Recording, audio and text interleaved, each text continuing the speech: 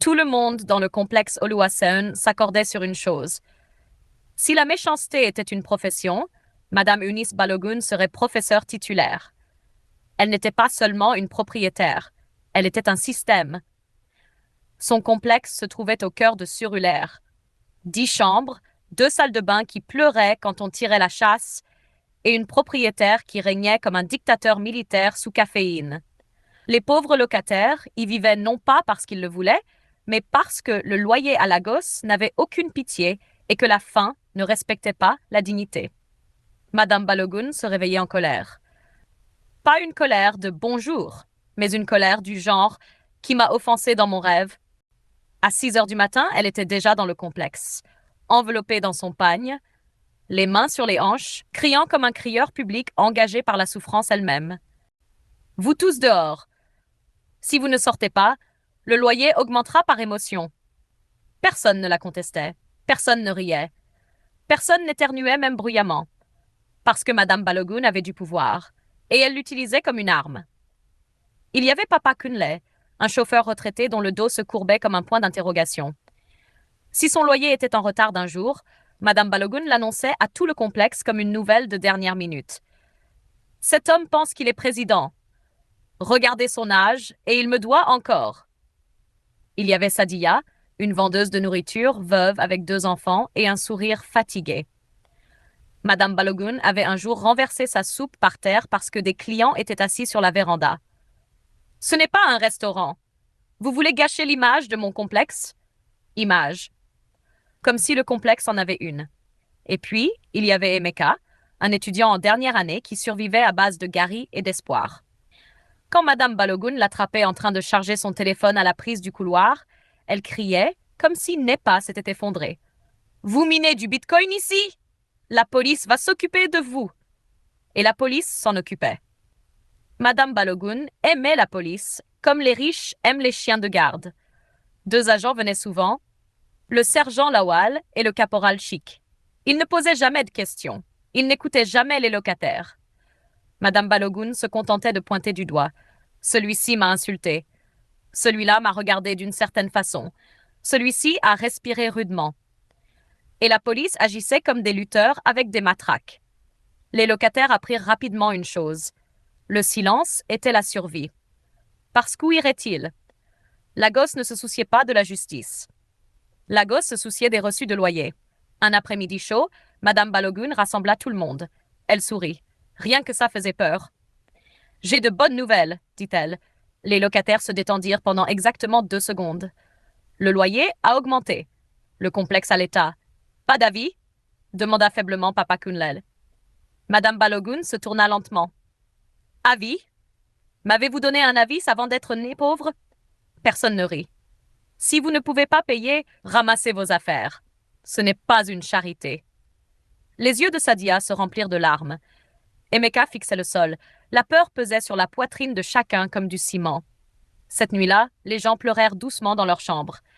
Et puis quelqu'un de nouveau arriva. Elle venait avec une petite boîte et un visage calme. Elle s'appelait Aderonke Ajayi. Elle parlait doucement. Elle souriait doucement. Elle payait son loyer intégralement, sans plaider, sans négocier. Madame Balogun plissa les yeux en la regardant. Vous êtes trop calme, dit-elle avec suspicion. Aderonke sourit. La vie est assez bruyante, madame. Les locataires la regardaient comme des gens regardant une chèvre entrer calmement dans une cage de lion. Pauvre fille. Elle ne sait pas où elle est venue. Madame Balogun rit cette nuit-là. Une autre souris est entrée, se dit-elle. Je vais lui montrer comment ça se passe ici. Aderonke referma sa porte doucement. Et pour la première fois, depuis très longtemps, la peur semblait temporaire. Le matin, dans le complexe Oluwaseun, arriva avec sa bande sonore habituelle. Générateur qui tousse, bébé qui pleure, et la voix de Madame Eunice Balogun tranchant l'air comme une machette émoussée. Aderonke! Son cri fissura le calme comme le tonnerre.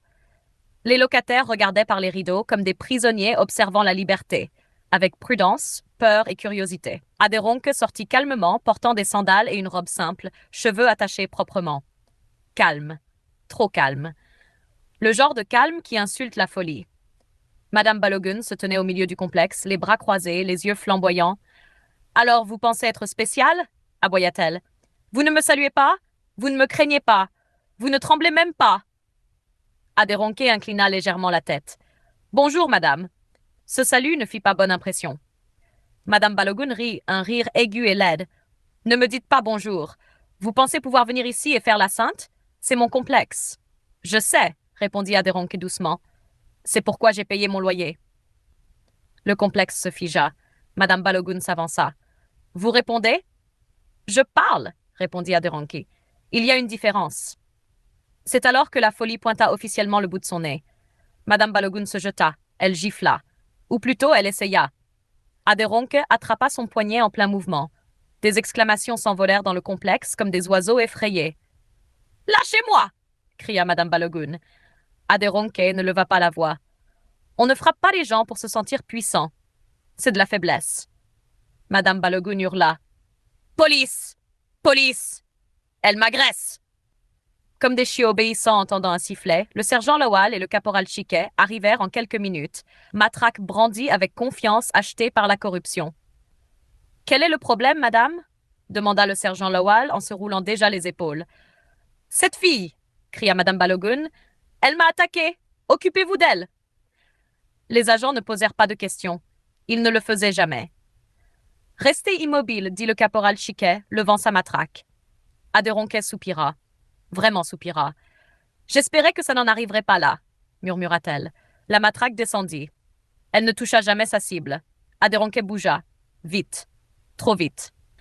Elle se retourna, attrapa le caporal Chiquet et le tira en avant si fort que sa dignité quitta son corps avant qu'il ne touche le sol. Il tomba à plat ventre, haletant comme un poisson regrettant d'avoir quitté l'eau. Le sergent Lawal chargea. Grosse erreur. Aderonke esquiva, balaya ses jambes et le projeta contre le mur si violemment que la peinture écaillée abandonna totalement.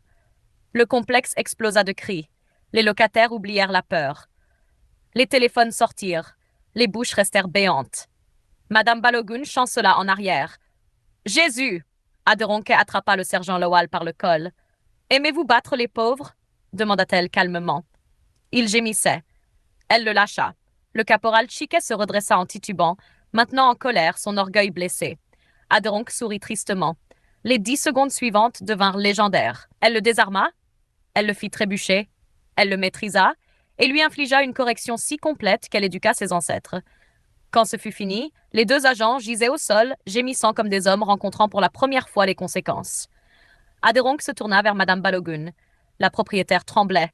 « Ne me tuez pas » cria-t-elle. Aderonke secoua la tête. La mort serait facile. Elle regarda les locataires. Papa Kunle, Sadia, Emeka, yeux grands ouverts, cœur battant. Vivre avec la vérité, continua Aderonke, est plus difficile. Elle se pencha vers Madame Balogun. Et nous ne faisons que commencer. Pour la première fois depuis la construction du complexe Oluwaseun, Madame Eunice Balogun pleura.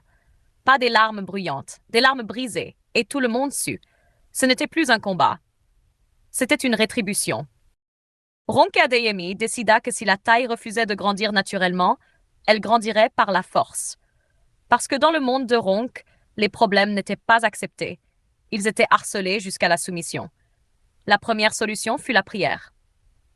Pas une prière normale. Une prière agressive. Elle traîna Oluwatobi et Damilola à une veillée nocturne appelée Opération Étire-toi.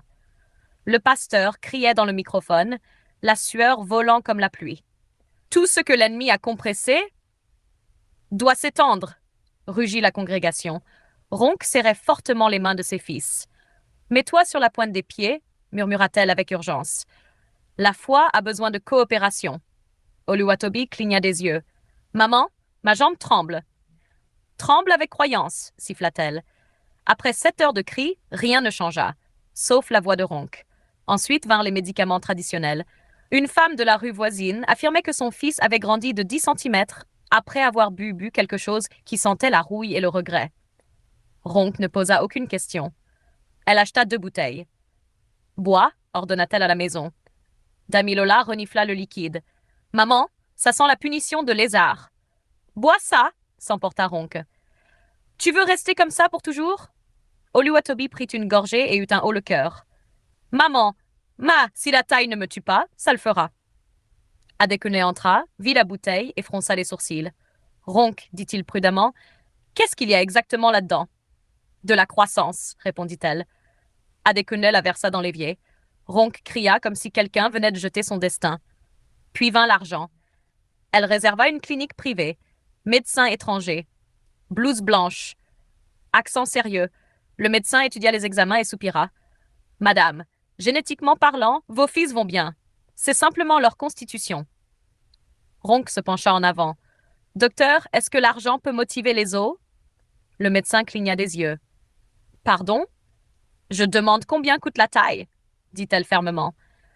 Adekunle se couvrit le visage. À la maison, la tension grandit plus que les enfants. Oluwatobi arrêta de parler. Damilola commença à faire des blagues avant que quelqu'un d'autre ne puisse le faire. S'il rien en premier, dit-il à son frère, ça fera moins mal. Ronk entendit. Quelque chose lui poignarda la poitrine. Cette nuit-là, Adekunle l'affronta. Tu te bats contre la réalité au lieu de protéger tes enfants, dit-il. Ronk répliqua sèchement. Tu ne comprends pas. Les gens rien. La voix d'Adekunle se durcit. Tu faisais partie d'eux autrefois. Silence. Le coup final vint de Busy. Elles se rencontrèrent dans un salon de coiffure.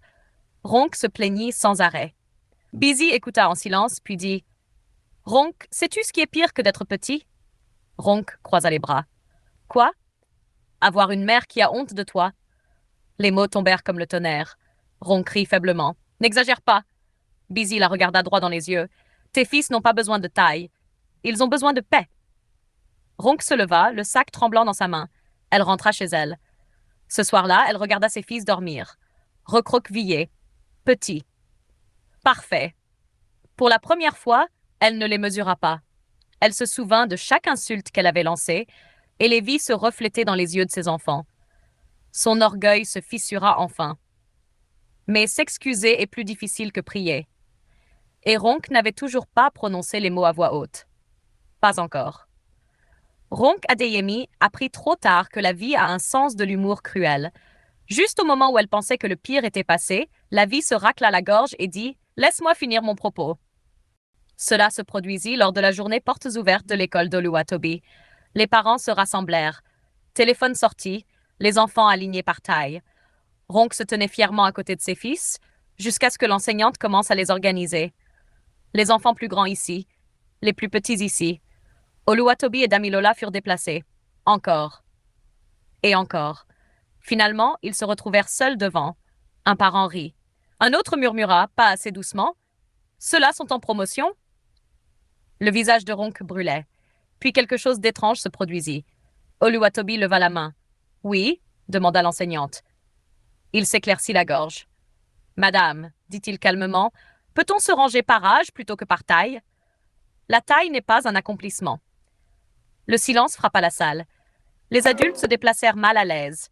Les téléphones s'abaissèrent lentement.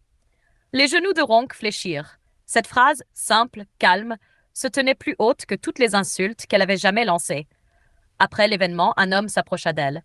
Petit, confiant, sourire familier. C'était Kunlel. « Ronk ?» dit-il chaleureusement. « Ça fait longtemps. » Sa bouche devint sèche. « J'ai entendu ton fils parler aujourd'hui. Garçon brillant. » Elle avala sa salive. « Merci. » Il marqua une pause. « Tu sais, les mots grandissent. Rachmo. Ils ne grandissent simplement pas toujours comme on l'attend. » Ronk hocha la tête, la honte inondant sa poitrine. Cette nuit-là, elle fit quelque chose qu'elle n'avait jamais fait auparavant. Elle rassembla ses enfants. Elle s'agenouilla.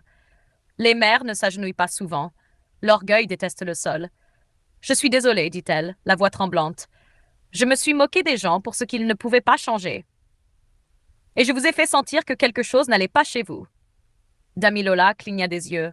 « Donc, on est bien comme ça ?» Ronk sourit à travers les larmes. « Vous êtes plus que bien. » Oluwatobi la serra fort dans ses bras. Pour la première fois, la maison se sentit légère. Des semaines plus tard, Ronk fit l'impensable. Lors d'une réunion de femmes, quelqu'un plaisanta sur un homme petit. Ronk se leva. « Arrêtez, » dit-elle fermement. La pièce se figea. Elle prit une profonde inspiration. Je riais aussi avant, puis la vie m'a donné des fils qui m'ont appris l'humilité. Pas de sarcasme, pas de rire, juste la vérité. Les années passèrent. Oluwatobi devint écrivain.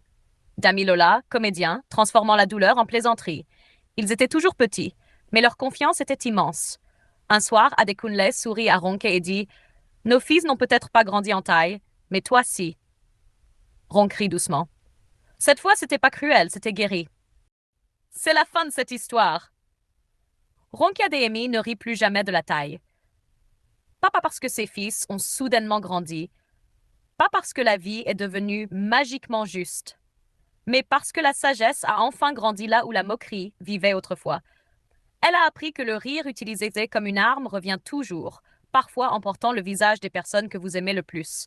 Ses fils n'ont pas changé leur corps pour s'adapter au monde. C'est le monde qui, lentement, a appris à ajuster sa façon de penser autour d'eux.